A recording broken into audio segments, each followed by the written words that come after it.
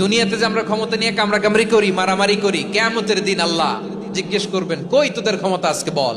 কিয়ামতের সময় সব মানুষগুলো যখন ইন্তেকাল করবে, সব জিনেরা যখন ইন্তেকাল করবে, সব ফেরেশতারা যখন ইন্তেকাল করবে, বাকি থাকবে মালাকুল মাউত।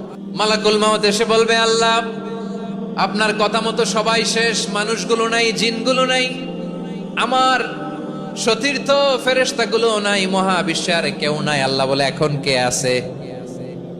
মালাকুল মাউত বলবে, আল্লাহ তুমি আছো আর আমি। তুমি তো আল হাইয়্যু আল কাইয়্যুম, অবিনশ্বর, শাশ্বত, চিরঞ্জীব, কোনদিন মরবা না, তুমি আছো আর তোমার গোলাম আমি আছি আজরাইল। মহাবিশ্বে কয়জন আছে মাত্র? জোরে বলেন। এক হচ্ছেন আর হচ্ছে মালাকুল মাউত। আল্লাহ তুমি আছো আমি আছি। আল্লাহ বলবে, ঠিক আছে, এবার তোমার মরণের পালা, মুত ইয়া মালাকাল মাউত, হে মৃত্যুর ফেরেশতা তুমি মরো। মালাকুল মাউত আল্লাহর আদেশ বাস্তবায়ন করতে যে বিকট একটা চিৎকার দিয়ে মৃত্যুবরণ করবে। ওই চিৎকার দুনিয়ার মানুষেরা, চিৎকারের আওয়াজ যদি দুনিয়ার মানুষেরা শুনতে পেত, দুনিয়ার মানুষের প্রত্যেকের কানের পর্দা ফেটে মুহূর্তের মধ্যে সব লাশ হয়ে জমিনে পড়ে রইত। ভয়ঙ্কর চিৎকার দিয়ে মালাকুল মাউত বিদায় নিবে, কেউ নাই।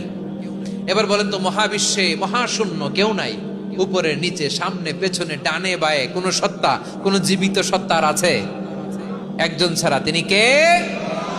কুল্লু মান আলাইহা ফানি ওয়া ইয়াবকা ওয়াজহু রাব্বিকা যুল জালালি ওয়াল ইকরাম। পড়েন, ফাবিআইয়ি আলাই রাব্বিকুমা তুকাজ্জিবান। কেউ থাকবে না একজন ছাড়া।